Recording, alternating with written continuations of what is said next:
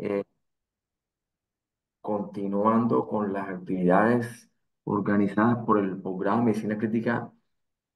y Cuidados Intensivos de la Universidad de Cartagena y su Facultad de Medicina. En el día de hoy vamos a revisar el tema de shock cardiogénico, dudas y certezas a cargo del doctor Julio César Durán Pérez, quien ha sido un asiduo colaborador y nos ha apoyado en estas mañanas de los martes de cuidado intensivo. El doctor Julio Durán es egresado de la Facultad de Medicina de la Universidad de Cartagena, es especialista en medicina crítica y epidemiología, además es magíster en educación y actualmente coordina la unidad de cuidado intensivo del Instituto Cardiovascular del Cesar y del Hospital Rosario Pumarejo de López de Valledupar, además de ser docente de la Universidad de la Área Andina y de la Universidad de Santander, sede de Valledupar. Doctor Durán, muchas gracias nuevamente y somos todos oídos a su conferencia. Buenos días. Muchas gracias, profesor Carmelo. Buenos días a todos. Bueno, para mí es un placer poder compartir en este escenario de los martes de cuidados intensivos que se ha convertido en un escenario para compartir información de alta calidad y que es de gran provecho para todos. Comenzamos nuestro tema, se me ha pedido hablar del tema de choque cardiogénico y le he colocado el título Dudas y certezas porque es un tema que a pesar de el avance que hemos tenido en muchos campos, en este campo continúan muchas dudas que vamos a revisar posteriormente y vamos a ver de todo eso cuáles son las certezas de la evidencia del manejo, la monitorización del manejo de los pacientes que tenemos actualmente. Entonces, nuestra hoja de ruta, vamos a tratar de responder estas preguntas. La clasificación de choque cardiogénico, qué impacto tienen en la clínica, cuáles son los métodos de diagnóstico y monitorización más importantes, más adecuados que podemos utilizar para este grupo de pacientes.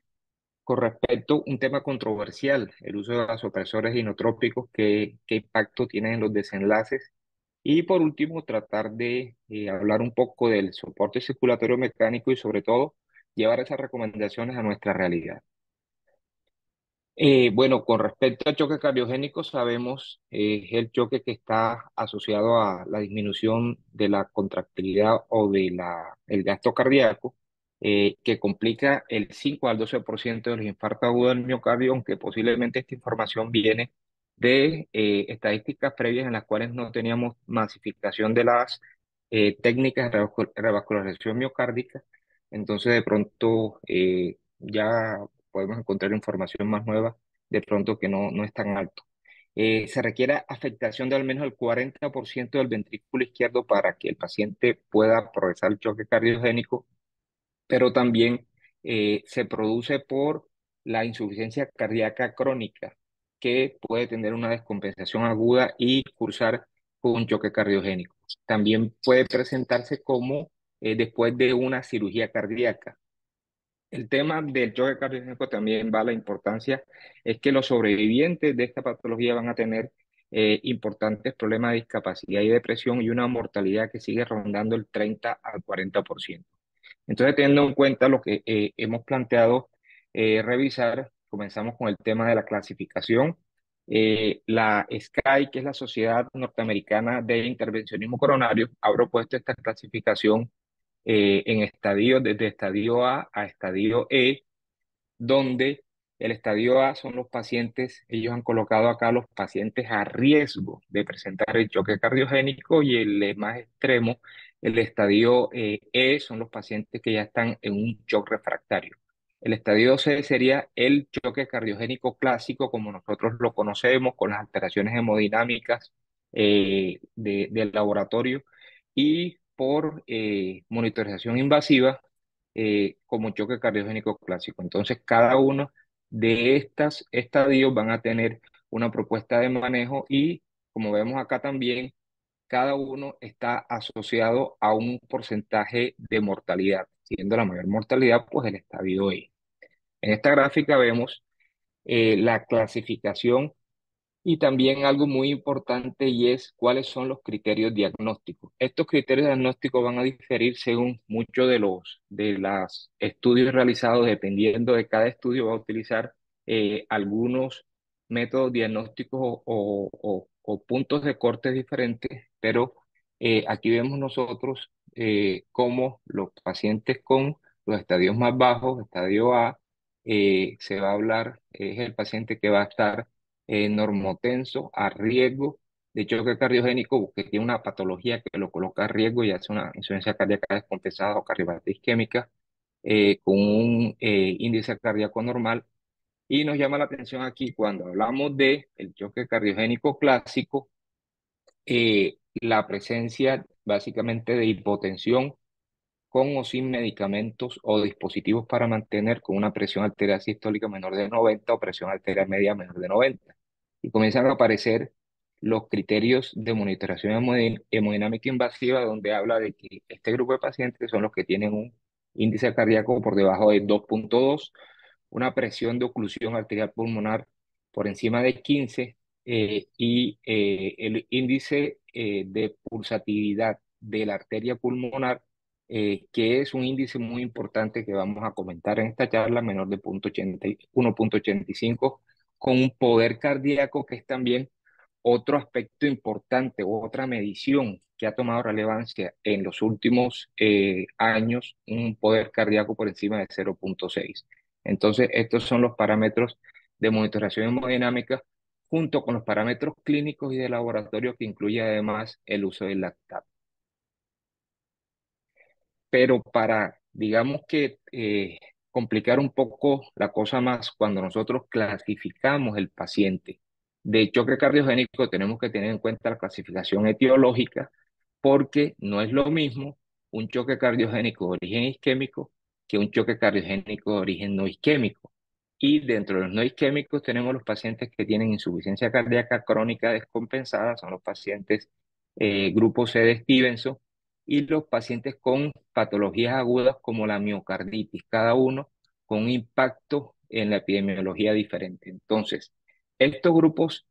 etiológicos van a representar una fisiopatología dentro de las mismas patologías cardíacas, una fisiopatología diferente. Con respecto al perfil hemodinámico, es importante que nosotros diferenciamos a los pacientes que tienen insuficiencia ventricular izquierda pura de los pacientes que tienen una afectación con insuficiencia ventricular derecha o los que tienen afectación biventricular. Cuando nosotros vemos todo este espectro de orígenes y de perfiles hemodinámicos, entendemos de pronto parte de lo que está pasando con respecto a la evidencia del choque cardiogénico. Es que si nosotros queremos meter en una bolsa todos estos pacientes y la mayoría de los estudios que evalúan diagnósticos, que evalúan medicamentos, que evalúan dispositivos, usualmente meten todos los pacientes y de pronto al final los resultados no es lo que esperábamos, porque deberíamos comenzar a hacer estudios en grupos específicos para tratar de encontrar resultados diferentes. Entonces tenemos la clasificación de SCAI, la clasificación etiológica y el perfil hemodinámico como los pilares de la clasificación. Con respecto al diagnóstico y monitorización, tenemos que uno de los dispositivos o de las técnicas que podemos utilizar nosotros para el diagnóstico, primero nos basamos en la clínica. Siempre vamos a tener en cuenta el examen físico del paciente, donde vamos a encontrar si el paciente tiene características de falla cardíaca ventricular izquierda o derecha, y los laboratorios que vamos a ver. Pero comenzamos con el tema del catéter de Swan-Ganz. Todos conocemos la historia del catéter de Swan-Ganz, que después que el doctor Swan y Gard desarrollaron la técnica a partir de los años 70, se convirtió en uno de los principales herramientas para monitoreo hemodinámico. Pero hace unos años, pues cuando se hizo una evaluación del uso de esta tecnología, se encontró que incluso podía aumentar mortalidad. Pero esto se decantó en que se ha llegado a grupos diagnósticos, como en este caso el choque cardiogénico, en los cuales se ha considerado la utilización de esta técnica. Aquí vemos en nuestro centro, utilizamos catéteres Swan-Ganz, aquí específicamente un paciente de cirugía cardíaca, y ahí estamos haciendo la modulación para el cálculo del gasto cardíaco. Entonces, existen algunos trabajos en este momento que hablan de la utilidad del catéter de Swan-Ganz y en este trabajo vemos cómo, según la clasificación de los pacientes de choque cardiogénico, según la clasificación de SCAI, hay una mejoría en los desenlaces, en la mortalidad, con cuando nosotros monitoreamos ese paciente en choque cardiogénico con un catéter de Swan-Ganz y tomamos las decisiones apropiadas al respecto. Entonces, en esta revisión se propone que el paciente se debe utilizar el catéter de Swan-Ganz para el diagnóstico y clasificación hemodinámica, como habíamos dicho y como vamos a ver en las otras partes de la charla, es importante tener esa clasificación hemodinámica tanto del estadio de la clasificación de SCAI como poder diferenciar los pacientes que tienen un choque cardiogénico por insuficiencia ventricular derecha o insuficiencia ventricular izquierda o combinado de ambos ventrículos. Hacer el monitoreo hemodinámico continuo en los pacientes que reciben terapia médica o con dispositivos de asistencia ventricular. Podemos nosotros hacer una medición dinámica que nos permite guiar la terapia farmacológica del paciente y también los dispositivos de asistencia ventricular y evaluar los pacientes con falla cardíaca avanzada, tal vez los pacientes que puedan ser candidatos a trasplante cardíaco. En este trabajo también se muestran, a pesar de que ha sido elusiva la evidencia con respecto al impacto que tiene esta técnica en el contexto de los pacientes con choque cardiogénico, encontramos aquí varios estudios del 2001, 2020, anteriores, que sí han mostrado en el grupo de los pacientes con choque cardiogénico que podemos tener una respuesta o un impacto con respecto a la mortalidad. Con respecto, entonces nosotros podemos utilizar el catéter de Swan-Ganz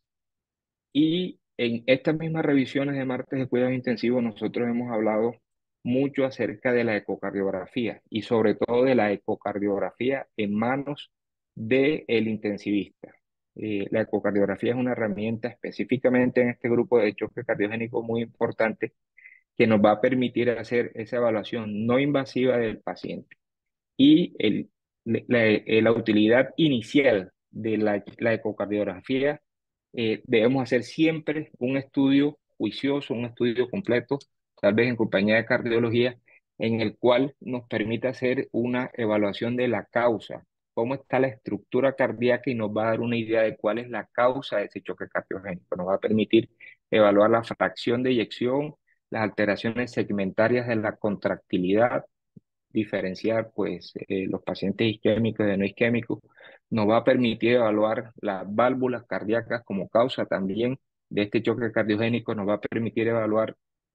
también otras patologías como las complicaciones mecánicas del infarto agudo del miocardio. Entonces, de principio, la ecocardiografía es un pilar fundamental en la evaluación inicial del paciente en choque cardiogénico. Ahora, la utilización de la ecocardiografía como herramienta para monitoreo hemodinámico es otro tema. Esa utilización, ese estudio nos va a permitir a nosotros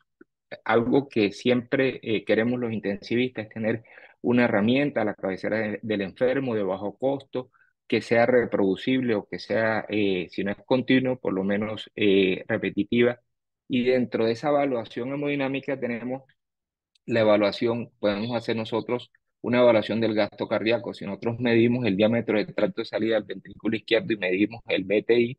también el tracto de salida del ventrículo izquierdo en diferentes ventanas ecocardiográficas, nosotros conociendo el área del tracto de salida del ventrículo izquierdo y el BTI, podemos calcular el volumen latido y a partir de ahí podemos calcular el gasto cardíaco. Entonces, de esta forma hacemos un monitoreo no invasivo que intentamos hacer con catéter de Swan-Ganz, pero en este caso sería no invasivo. Podemos evaluar también otros parámetros hemodinámicos. Aquí vemos cómo con el cálculo de la relación EE'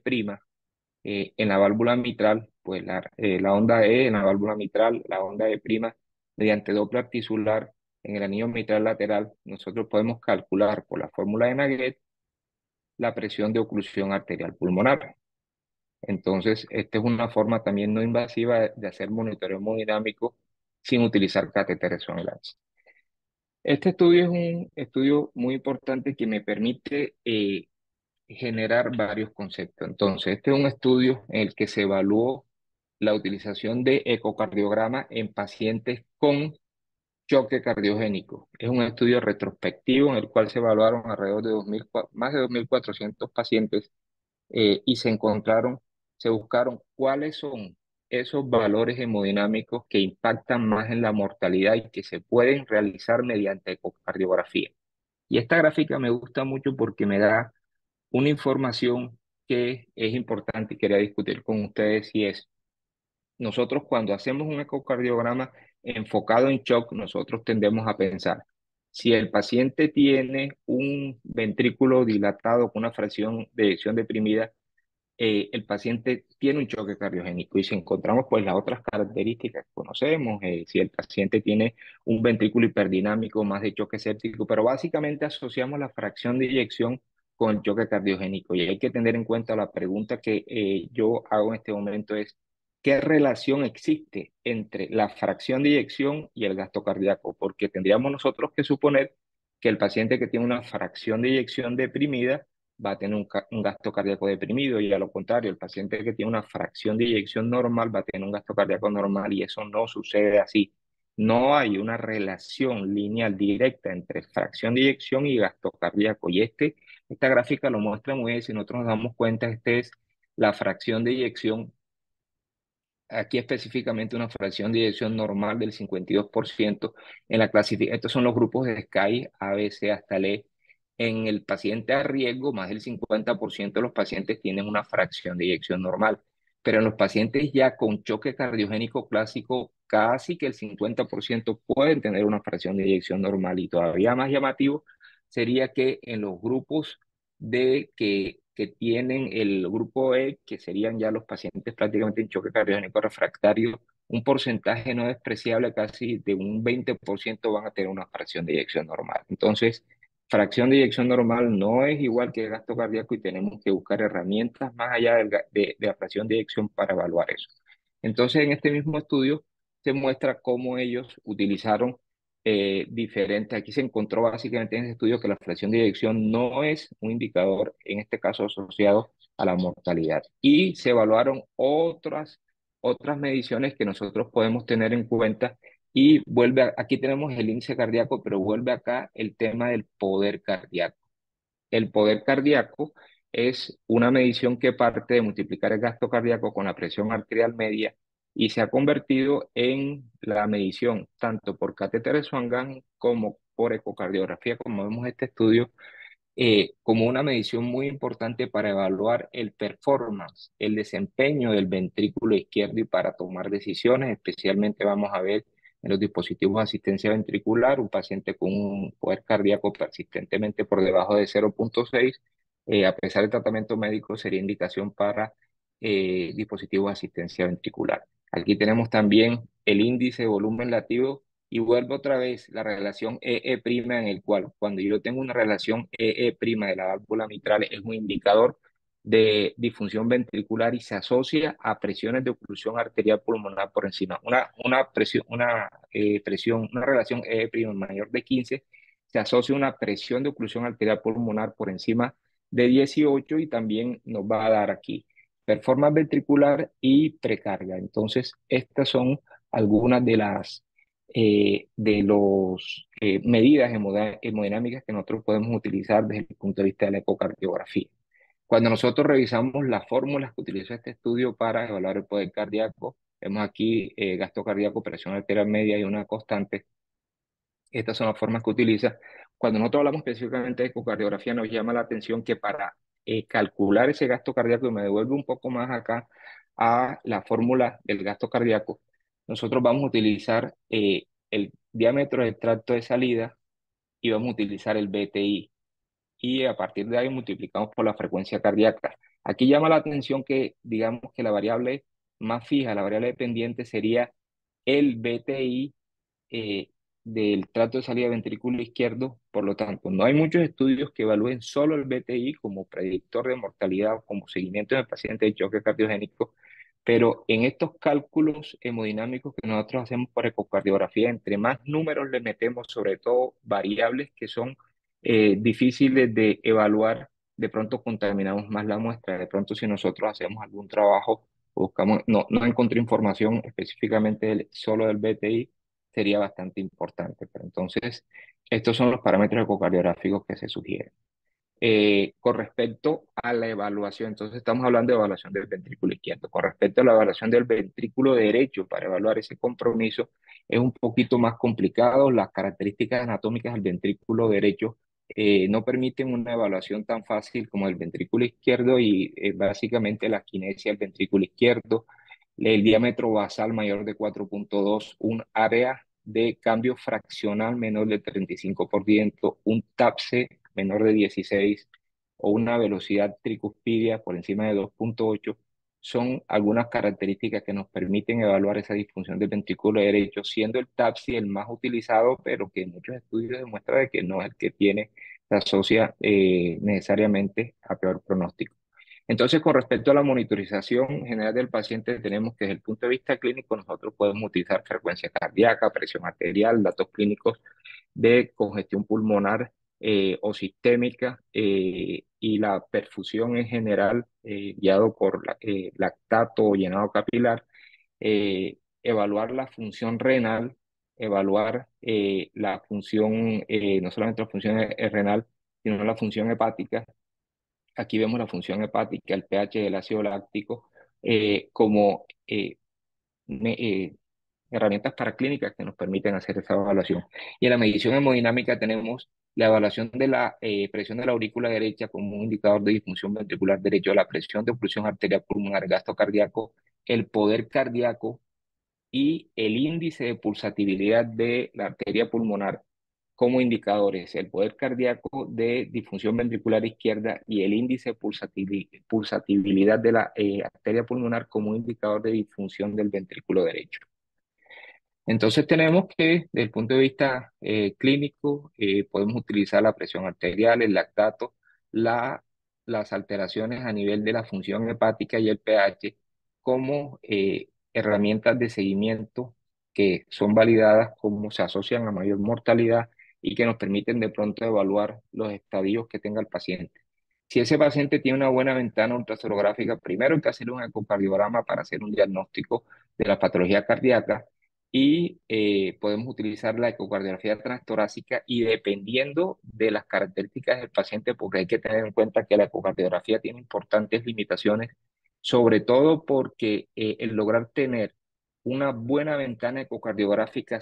uno de cada cuatro pacientes en cuidados intensivos por las características de estar en supino, en ventilación mecánica, no tiene una buena ventana ecocardiográfica. Además, para las mediciones específicas que nosotros queremos, en la cual tenemos que utilizar eh, eh, una función de Doppler del ecocardiograma, necesitamos una buena ventana ecocardiográfica y un buen ángulo de insonorización que nos permita a nosotros evaluar adecuadamente eso, porque no es hacer las medidas por hacerlas. Entonces, esto no, se convierte en una limitante importante de la ecocardiografía, además del entrenamiento de la persona que lo hace.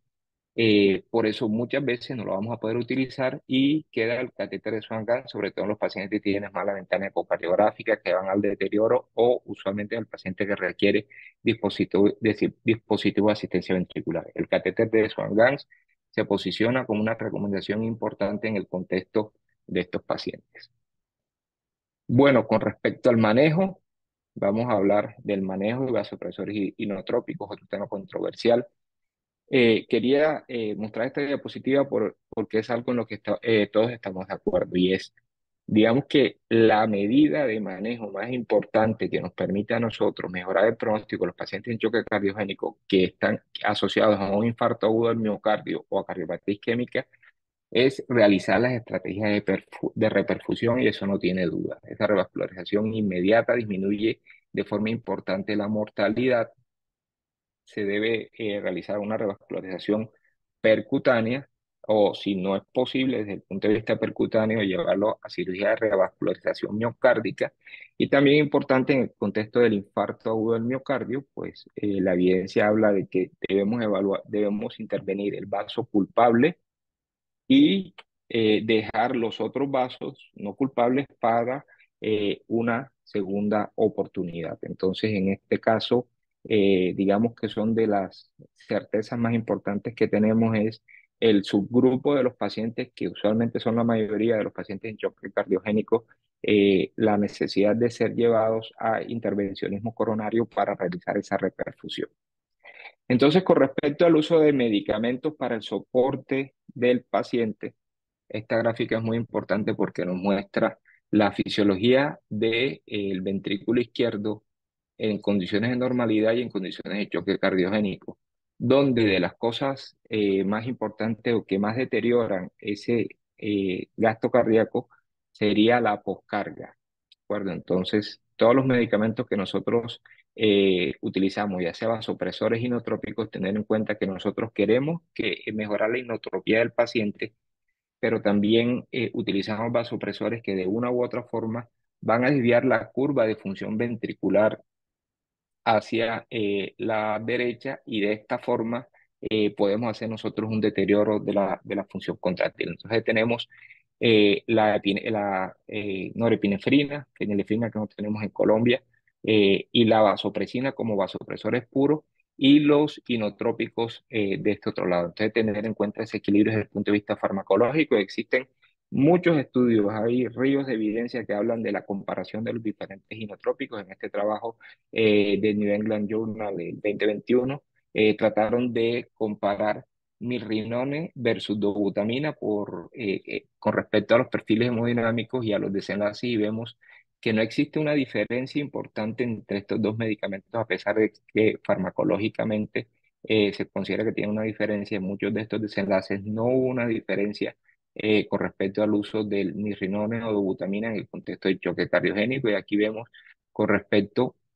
a la mortalidad y otros desenlaces, no existe esa diferencia que de pronto nosotros se ha encontrado en otros estudios. Entonces, cuando evaluamos cada uno de los inotrópicos, tenemos que tener en cuenta las diferencias farmacológicas, pero la evidencia no acompaña con respecto a esa diferencia farmacológica.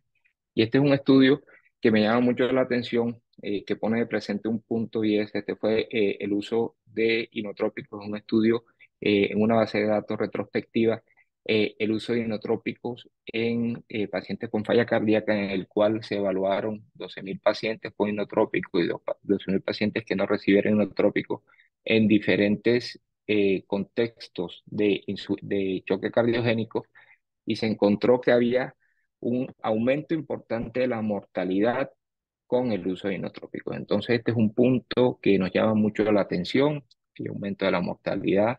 con el uso de inotrópicos nos llama mucho la atención, porque los diferentes inotrópicos son medicamentos que nosotros seguimos utilizando y siguen siendo recomendados en las guías para el manejo del choque cardiogénico, pero la evidencia es elusiva para demostrar beneficios en cuanto a la mortalidad. Podemos hablar específicamente de la hipotensión que pueden producir, de las arritmias que se asocian los diferentes inotrópicos, el efecto deleterio del aumento del calcio intracelular en pacientes diferentes escenarios. Pero básicamente en este trabajo nos llama la atención cómo encontraron específicamente que la dopamina, pues las dosis bajas de dopamina podrían estar, aquí es este cuadrito, perdón, las dosis bajas de dopamina podrían no asociarse a mortalidad. Y dentro de estos medicamentos de soporte, la norepinefrina fue la que menos se asoció, dependiendo de la dosis, a mortalidad. También hay que incluyeron el mirrinone. Entonces, esto nos lleva a que tenemos que esperar estos estudios que están en este momento en fases de reclutamiento, que van a evaluar específicamente el uso de inotrópicos versus placebos para evaluar el choque cardiogénico. Tenemos que esperar resultados de estos estudios para tratar de discernir un poco la causa. También con respecto a la norepinefrina, me llama la atención este trabajo en el cual incluso en los pacientes que se comparan norepinefrina versus norepinefrina, los pacientes que reciben norepinefrina tenían mayor mortalidad. Pero de pronto es esperable porque pensamos que son pacientes que están más graves. Pero específicamente la norepinefrina también tiene estudios en contra. En este mismo trabajo muestra los desenlaces con respecto al aumento de la estancia hospitalaria, de la ventilación mecánica, pero básicamente puede ser por eso, por el aumento que son pacientes más graves que se utilizan en norepinefrina. Con respecto al levosimendan, recordamos que el levosimendan es una molécula que los norteamericanos no lo tienen en cuenta en las guías americanas y en los estudios norteamericanos no se ha evaluado, es una molécula más de origen europeo y la información que tenemos con respecto al levosimendan también es bastante elusiva, que no hay trabajos importantes que nos indiquen la importancia del uso del levosimendan específicamente en choque cardiogénico. Este es un estudio pues antiguo que traje a colación en el que se compara levosimendan con enoximome. eh, y se demostró una mejoría del desenlace con leucomendan. Leucomendan tiene ventajas farmacológicas importantes al no aumentar la cantidad de calcio intracelular, sino tener un efecto aumentando la sensibilidad en el calcio. Se asocia a menos arritmias cardíacas y tal vez vamos a tener mejores desenlaces en grupos de pacientes con cardiopatía isquémica, tal vez los pacientes también con insuficiencia renal. Pero la evidencia no la acompaña en este momento y existe este estudio también que estaremos esperando, el Levo Heart Shock, donde se evaluará el levosimendan en el contexto de los pacientes con choque cardiogénico. Entonces, esta es una evidencia que está en construcción. Y quería hablar específicamente de la vasopresina porque nosotros estamos acostumbrados a utilizar la vasopresina en todo paciente hipotenso que no nos responde a las dosis de norepinefrina y recordamos que la vasopresina es un vasopresor puro. Entonces, debemos tener en cuenta de que en un paciente con choque cardiogénico donde el perfil es completamente ventrículo izquierdo, muy probablemente esa vasopresina va a aumentar la poscarga del ventrículo izquierdo y de pronto no vamos a tener los resultados que nosotros queremos. Pero la vasopresina tiene otros efectos farmacológicos importantes y es que la circulación pulmonar no tiene receptores de vasopresina o tiene pocos receptores de vasopresina y de pronto en el contexto del paciente con falla ventricular derecha pura podría ser de utilidad porque no respeta, no va a producir aumento de la poscarga del ventrículo derecho. Así también la vasopresina nos va a servir en el contexto de la acidosis severa, porque a diferencia de las catecolaminas, la vasopresina no se afecta su utilidad o su efecto en el contexto de la acidosis metabólica. Entonces, las guías de falla cardíaca siguen hablando del uso de los vasopresores, siendo la norepinefrina la de primera elección y los agentes inotrópicos en el contexto del paciente que continúa con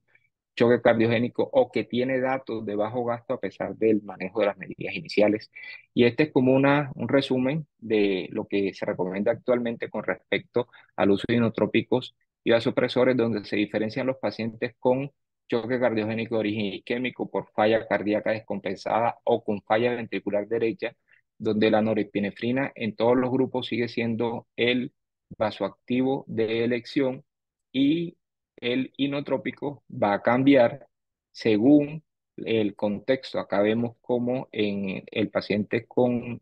choque cardiogénico de origen isquémico, pues lógicamente esta es una información de origen europeo, tiene en cuenta el levosimendan en los pacientes con falla cardíaca predominantemente ventricular derecha como inotrópico tienen de primero milrinone, de segundo levosimendan y el milrinone por el efecto vasodilatador pulmonar. Pero todas estas recomendaciones son basadas en recomendaciones de expertos porque, pues, como hemos hablado, no existe una recomendación basada en evidencia suficientemente fuerte que nos permite a nosotros generar esas recomendaciones. Existen estudios que están en este momento que van a tratar de dilucidar cuál es el papel de los inotrópicos en un estudio prospectivos, controlados, y también tener en cuenta lo que dijimos al principio, el hecho de que nosotros no hagamos estudios o tendríamos que hacer estudios por subgrupos de pacientes para tratar de tener diferentes resultados. Entonces, soporte inicial, norepinefrina. Dejo aquí vasopresina porque tal vez en los pacientes que habíamos dicho, falla ventricular derecha, acidóticos, en pacientes en que nosotros por el monitoreo hemodinámico demostremos que hay una falla ventricular, proceso de vasodilatación, puede tener un papel la vasopresina y el uso de inotrópicos considerarlo posteriormente. Con respecto al soporte circulatorio mecánico, cuando el paciente continúa en su choque cardiogénico y tiene un deterioro de su condición, podemos nosotros utilizar los dispositivos de corta duración, como es el balón de contrapulsación intraórtico que tenemos disponible, el ECMO arteriovenoso, que también lo tenemos disponible en algunos centros en Colombia, el Impela, que hay una evidencia importante con respecto a esta técnica, pero no está disponible en Colombia. Con respecto a la utilización de cada uno de estos dispositivos, los pacientes que tienen falla biventricular se van a beneficiar más de ECMO y los pacientes que tienen predominantemente falla ventricular izquierda se van a beneficiar de balón de contrapulsación o de ECMO. Este estudio, pues ya sabemos nosotros la información previa, un estudio publicado en el 2012 en el New England Journal of Medicine que demostró que los pacientes en choque cardiogénico de origen isquémico no se benefician de balón de contrapulsación intraórtico, pero este estudio sí nos muestra que de manera importante, pues hubo una tendencia a mejoría en el uso los pacientes con choque cardiogénico de origen no isquémico con el uso del balón de contrapulsación intraórtico y por eso las guías europeas del 2021 siguen colocando, recomendando con un nivel de evidencia bajo la utilización del balón de contrapulsación en el contexto del paciente con choque cardiogénico que no es de origen isquémico. Con respecto al ECMO arteriovenoso, es una técnica que nosotros tenemos disponible en algunos centros y es importante tener en cuenta y cuando hablamos con el doctor Camilo Pizarro nos muestra su experiencia al respecto. Los pacientes que se deterioran y que mantienen un poder cardíaco por encima de 0,6, se recomienda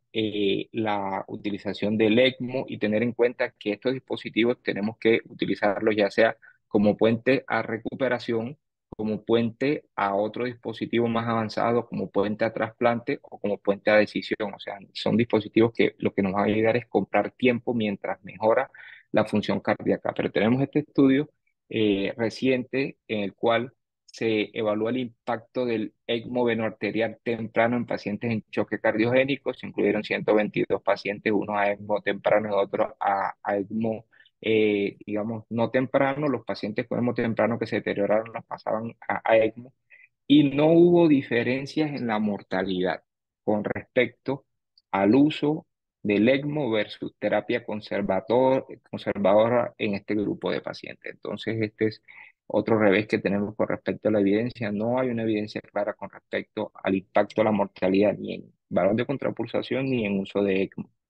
En cambio, en este estudio muy reciente, 2024, en el cual nosotros se encontró que los pacientes que utilizaban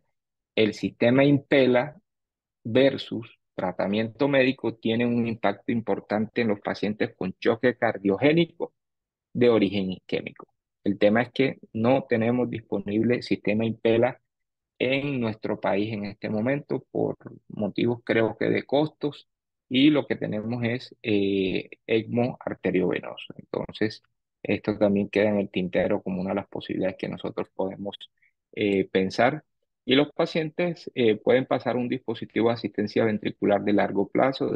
Tenemos el HeartMate que también lo utiliza el grupo de Bucaramanga en ese paciente que no sale el choque cardiogénico y que es necesario llevarlo a trasplante cardíaco. Entonces, tenemos que en el soporte circulatorio mecánico, si el paciente es de origen isquémico, tenemos que pasar directamente, si queremos utilizar un soporte circulatorio mecánico, a ECMO arterial o al sistema Impela si lo tuviéramos. Si el paciente no es de origen isquémico, podemos considerar el uso del balón de contrapulsación intraórtica. Todo esto que hemos hablado requiere pues analizar evidencia de forma importante y de pronto requeriría que hiciéramos alguna revisión específica en algún momento, volver a revisar el tema de los vasopresores inotrópicos, hacer una revisión que también la propongo para los próximos temas, específicamente de la evidencia y la técnica del uso del Swan-Ganz y con respecto a las nuevas evidencias con los soportes circulatorios. Este estudio es muy importante porque nos muestra la realidad de lo que está pasando en el momento, 60 países, 4 continentes, donde el monitoreo hemodinámico se hace preferentemente por eh, presión arterial, ecocardiografía y lactato. Los vasopresores, pues los vasopresores preferidos siempre es la norepinefrina y la dobutamina. Y dentro de los dispositivos de asistencia tenemos el balón de contrapulsación, el ECMO, y el sistema Impela, pero sigue siendo balón de contrapulsación el preferido en esta encuesta a nivel mundial. Entonces, con respecto, para finalizar, con respecto a dudas, la mayoría de las recomendaciones no tienen una evidencia científica clara. Queremos saber el impacto real, esperar los estudios que hay actualmente de monitorización como el catéter de Swan-Ganz y la ecocardiografía en la evolución de los pacientes. También tenemos dudas acerca del impacto en la mortalidad que tiene vasopresores inotrópicos en este grupo de pacientes. Soporte circulatorio mecánico que tenemos disponible no ha demostrado mortalidad y de pronto lo que tenemos que seguir haciendo y está dentro de las certezas que le digo es que la única certeza que tenemos es hacer revascularización en los pacientes con infarto agudo del miocardio y la certeza que tenemos es que debemos a seguir haciendo estudios, pero tal vez en subgrupos, fenotipos diferentes de falla cardíaca para ver si podemos tener algunos cambios con respecto a la evidencia que ha sido elusiva en muchos de estos temas. Muchas gracias. Pues ha sido la presentación hasta el momento y esperamos la enriquecedora discusión que siempre tenemos después de estas charlas.